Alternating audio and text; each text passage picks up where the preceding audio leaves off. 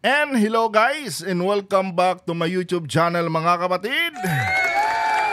Welcome back sa One Talk PH. At ito na nga mga kababayan, ang pinaka-latest na balita na aking nasagap ngayong araw mga kapatid.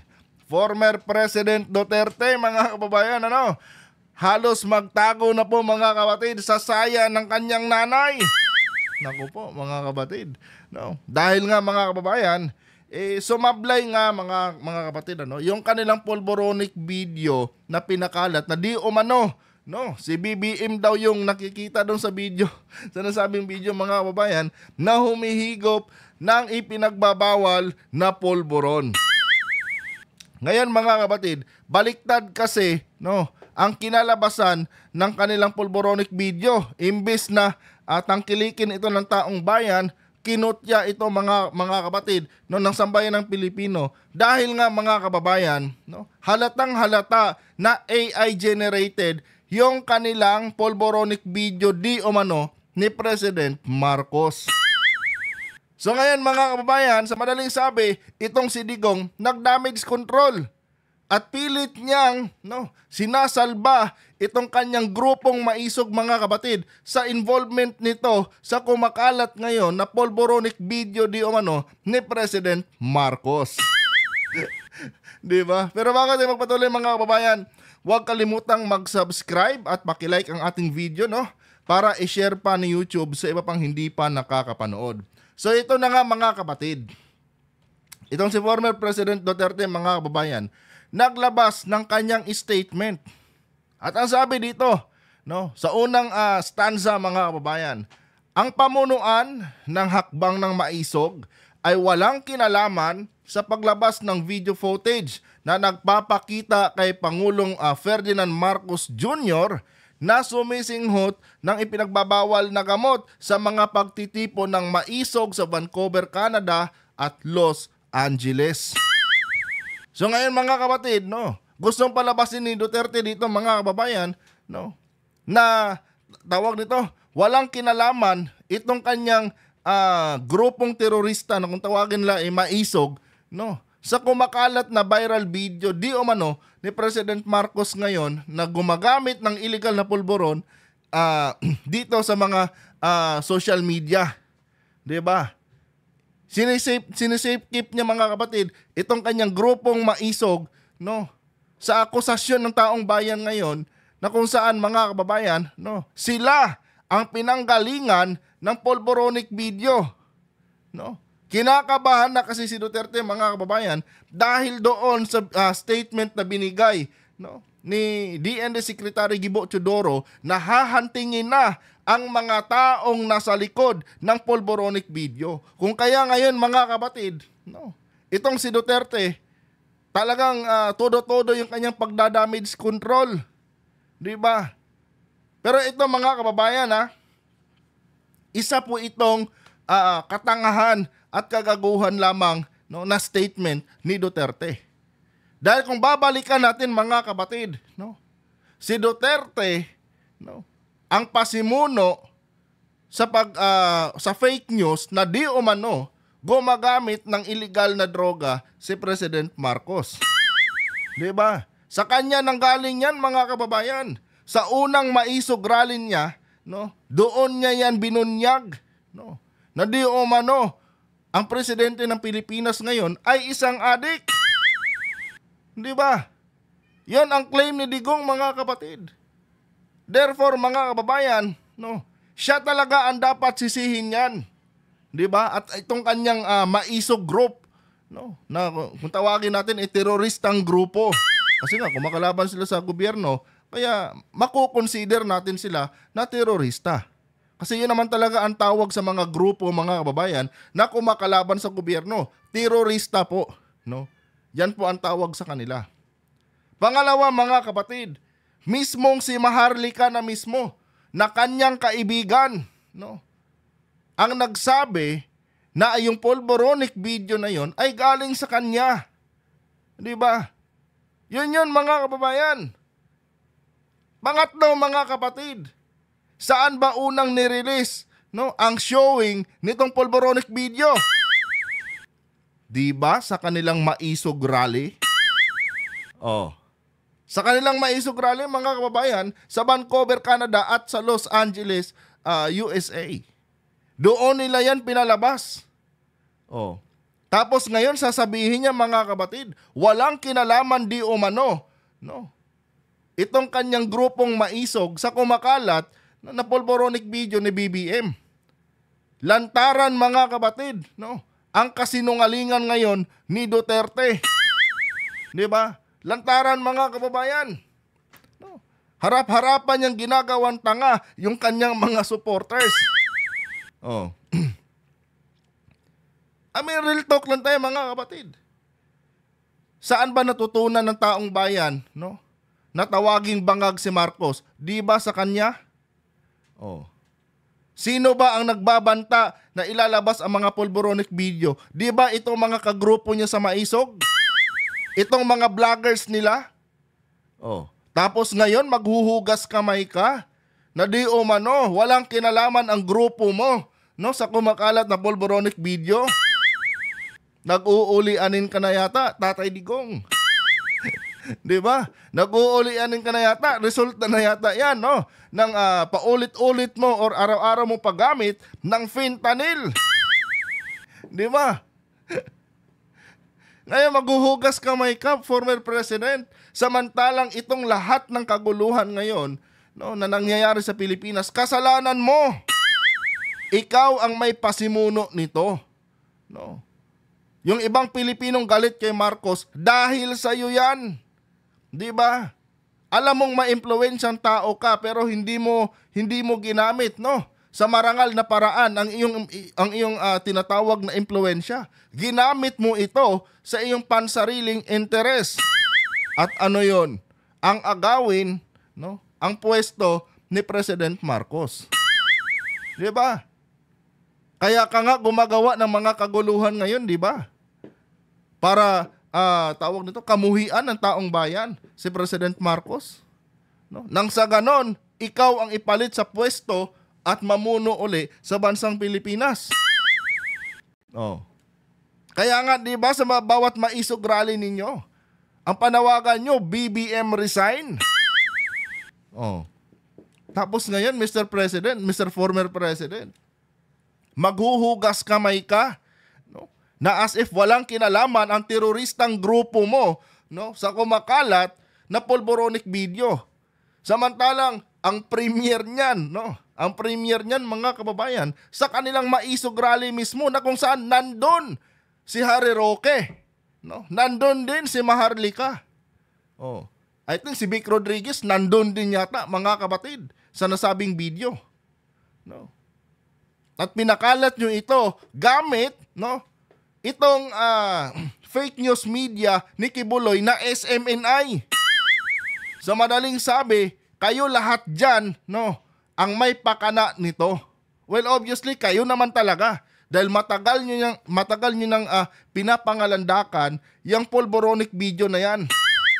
Oh. Pati yung mga tropa mong banateros, no, sa SMNI, yan din ang pinapanawagan nila noon. No, may pasabi-sabi sila, April ilalabas, tapos naging June, no? Yung mga banateros mo ang nag-announce niyan. 'Di ba? Noong kakasimula ng programa ng banateros na yan, parang mga mukhang tanga. 'Di ba? Ano yung ginamit nilang propaganda doon para umingay agad yung kanilang show na banateros, mga kapatid? Ilalabas na di umano nila ang polvoronic video. Oh. Ni-record ko 'yon. Kaya hindi nila pwedeng i-deny yan, mga kababayan. No. Yung unang launch ng banateros nila, mga kapatid, tahasang sinabi yan ng mga vloggers, no, ni Digong, na by month of April ba or month of June, ilalabas di umano nila ang polvoronic video. Pero ano nangyari? Wala silang inilabas. Oh, wala silang inilabas, mga kapatid. Kasi nga inantay nila, no? Kumuha sila ng tamang pagkakataon, no, na kung saan pwede nila di umanong masira ang imahe ng presidente at tiniming nila, mga kapatid, sa zona ng presidente. Oh. Magdi-deny ka pa ba niyan, Digong? 'Di ba? 'Di ba, mga tauhan mo lahat ang nagsabi niyan, no? Na merong polboronic video. Oh. At si Maharlika talaga, mga kapatid, na kanilang katropa, no? Inamin ang utak ng lahat ng ito ay si Duterte. Dahil sa kanya di umano galing ang video na hawak ni Maharlika. No? Na kung saan, mga kababayan, pinagpipiestahan ngayon ng kanyang grupo na maisog di umano. Maisog sa paggawa ng fake news. Di ba? O ngayon, nangangarag na yung mga tuhod nyo dahil pinapahunting na kayo. Di ba? Kung totoong matapang kayo, Mr. Former President Duterte, huwag niyong bawiin yung mga binitawan yung mga hamon sa presidente.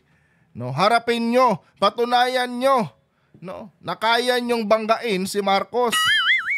Di ba? Hindi yung magtatago ka ngayon sa saya ng iyong nanay. No? Iyan po isang kaduwagan, Mr. President, Mr. Former President. Well, duwag ka naman talaga. No, lahat naman ng mga, wala ka pa namang sinabi, no, na hindi mo kinain.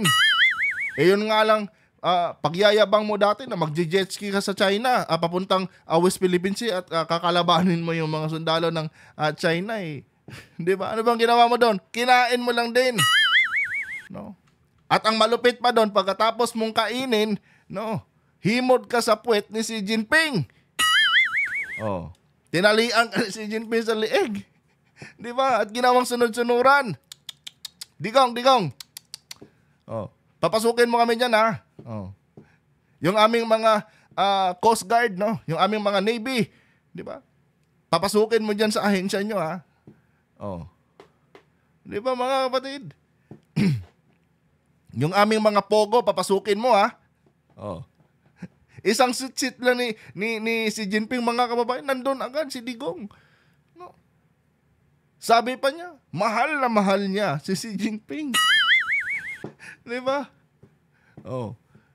Wala siyang sinabi, mga kapatid, na nagkatotoo. Lahat ng sinabi niyang pagyayabang, kinain niya. Oh. Kahit man lang sana dito ngayon, patunayan niyang matapang siya. No? Banggain niya, panindigan niya yung pinagagawa niya laban sa mga Marcos. 'Di ba? Yan ang dapat niyang gawin. Hindi yung magtatago ka ngayon sa saya ng iyong nanay. Dahil booking na kayo. 'Di ba? Isang patunay lang niya na duwag talaga si former President Duterte. Mayabang lang kayo, no? Matapang lang kayo at mayabang lang kayo sa mga kapwa nyo Pilipino. 'Di ba? Sa mga kaya nyong tirisin ng mga Pilipino. Diyan lang kayo magaling eh. Oh. Kaya nyong ipatiklop yung mga kumakalaban sa inyo, kaya yung busalan, no? Hanggang pagyayabang lang kayo. Kung sa tingin nyo pwede yung kaya-kayanin yung isang tao, 'di ba? Inaatake nyo at pinapatiklop nyo. O, ano bang ginawa nyo kay Dilima? 'Di ba? Isang katutak na fake news na kaso ang pinaligo nyo kay Dilima. Pero ganun pa man, nangibabaw pa rin ang batas, Mr. Former President. Diyan pa lang, mga kababayan, kitang-kita na ang katarantaduhan nitong ni former President Duterte. 'Di ba? Kaya kung ako dito kay DND Secretary, at sa iba pang mga ahensya natin, ng ating sandatahang lakas, hulihin nyo na si Duterte, ipa-deport nyo si Maharlika, itong SMNI, hulihin nyo lahat sila diyan. 'Di ba? Kasi sila yung nagpapakalat ng disinformation, na pinagagawa ni Duterte. 'Di ba? Lahat ng pananakot, lahat ng mga maling aligasyon, laban sa gobyerno ni Marcos, sa kanila lahat ng galing, sa SMNI lahat 'yan nabuo. Oh.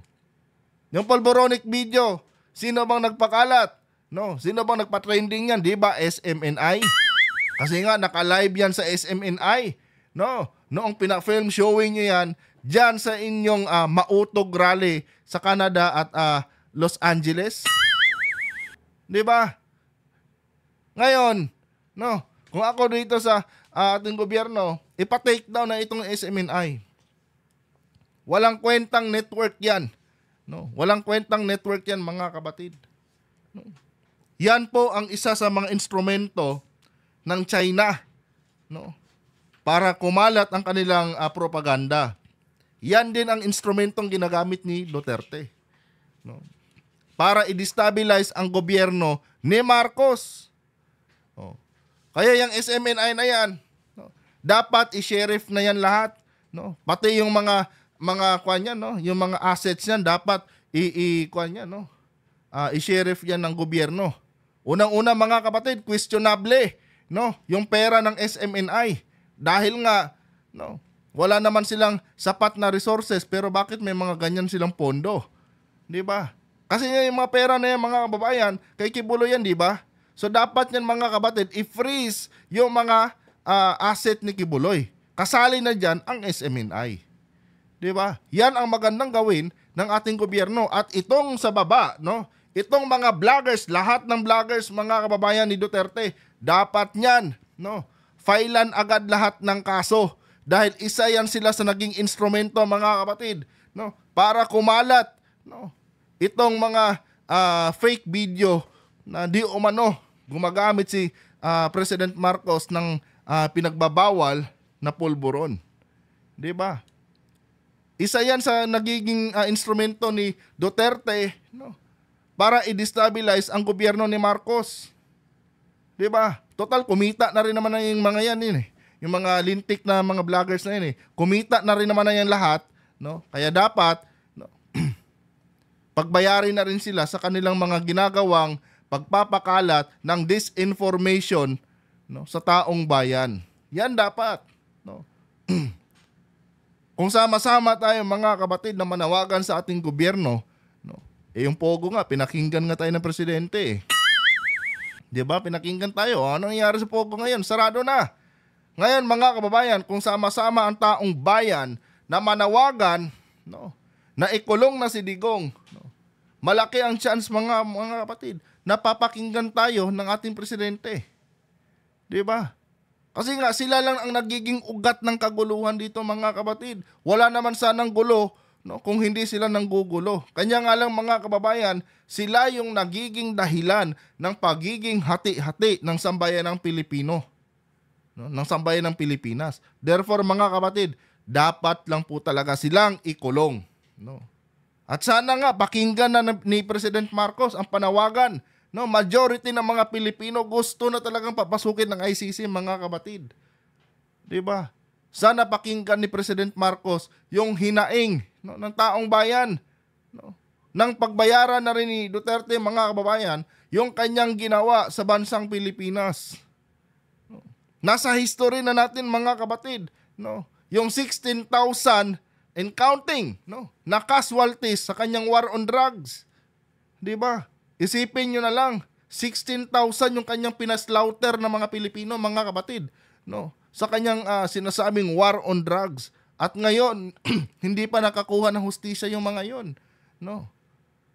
Ang hustisya lang naman, no, na hinihingi nitong pamilya, no, nitong 16,000 na nasawi sa kanyang war on drugs ay ang makulong si Duterte. 'Di ba? At sana, no, pakinggan na rin ni President Marcos 'yan. Kasi nga, mga kababayan, no, hindi na po biro itong ginagawa ni Duterte ngayon. Pamimersonal na ito, mga kapatid. Sobra na po siyang hayok, no, sa kapangyarihan. No.